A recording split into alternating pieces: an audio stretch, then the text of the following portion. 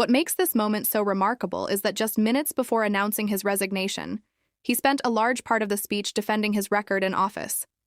He pointed to economic growth, falling NHS waiting lists, stronger workers' rights, and what he described as Britain's restored standing on the world stage. The message was clear: he does not believe he is leaving because he failed to achieve anything.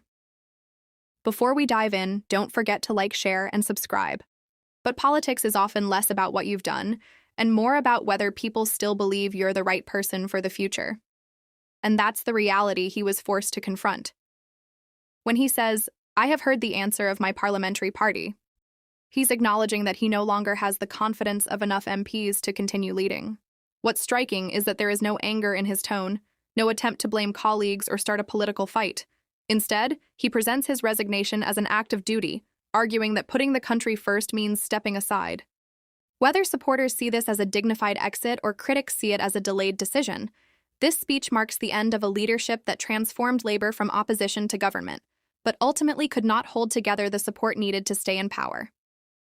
Let's get into it.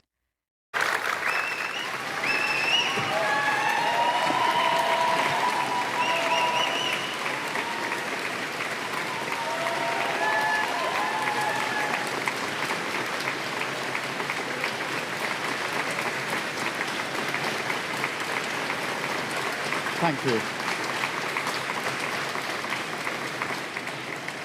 Thank you. Walking up this street 2 years ago was the proudest moment of my life. A new Labour government, the first in 14 years. A page in our country's history turned after years of disappointment and despair. The chance to change the lives of millions of people for the better. That's what I came into politics for. The journey to that point was not easy. 6 years ago, I inherited a Labour Party that was politically, financially, and morally bankrupt. I was told time and time again that my party was finished, that we were consigned to history, that a majority at the general election, let alone a landslide majority, was impossible.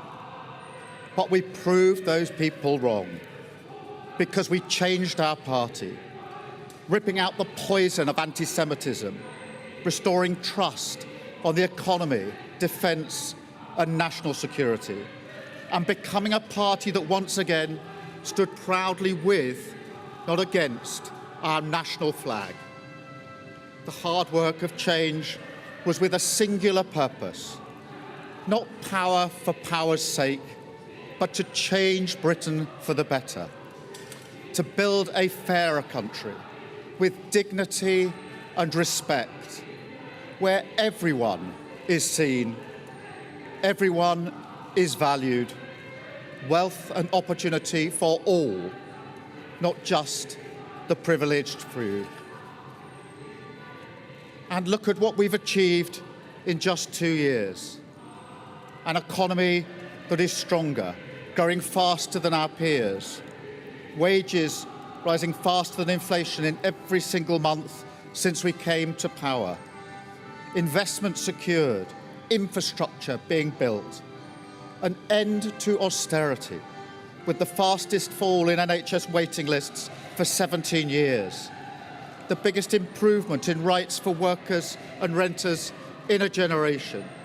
The biggest uplift in defence spending since the Cold War. Small boat crossings falling. Asylum hotels closing. Protecting young people from social media. And 500,000 children being lifted out of poverty because of the choices that I made. Our reputation in the world restored, with Britain once again standing up for decency, respect and the rule of law, securing trade deals, standing with Ukraine, standing up for our values and rebuilding our relationship with our allies in Europe. Change promised by a Labour government, change fought for by a Labour government, change delivered by a Labour government. But I know The question being asked now is not who was best placed to change the Labour Party, to take us into power and to begin the vital work of improving lives for millions of people. Those questions have been answered. The question my party is asking now is whether I am best placed to lead us into the next general election. I have heard the answer of my parliamentary party to that question, and I accept that answer with good grace. Every decision I've taken has been about putting the country I love first. That is why I will resign as leader of the Labour Party. I have spoken to His Majesty the King this morning to inform him of my decision. I will ask the National Executive Committee of the Labour Party to set out a timetable with nominations opening on the 9th of July and completed by the summer recess. In the case of a contest, this will ensure a new leader is in place before Parliament returns in September. I will remain in post as Prime Minister until the contest is complete, and I will do everything I can to ensure an orderly handover of power. I will also give my successor my full and unequivocal support, knowing that they will inherit a Britain that is far stronger and fairer than the one I inherited 2 years ago, better prepared for the challenges ahead and better able to ensure the Labour Party secures a second term in office.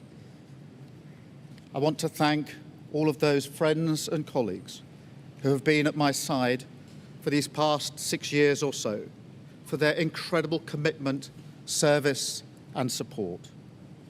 I want to thank the brilliant Number 10 staff and our country's extraordinary civil service who dedicate their lives to public service.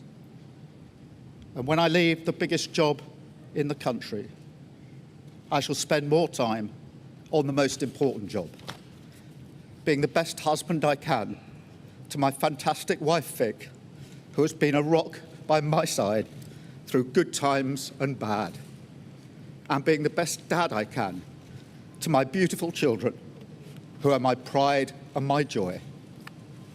Thank you very much.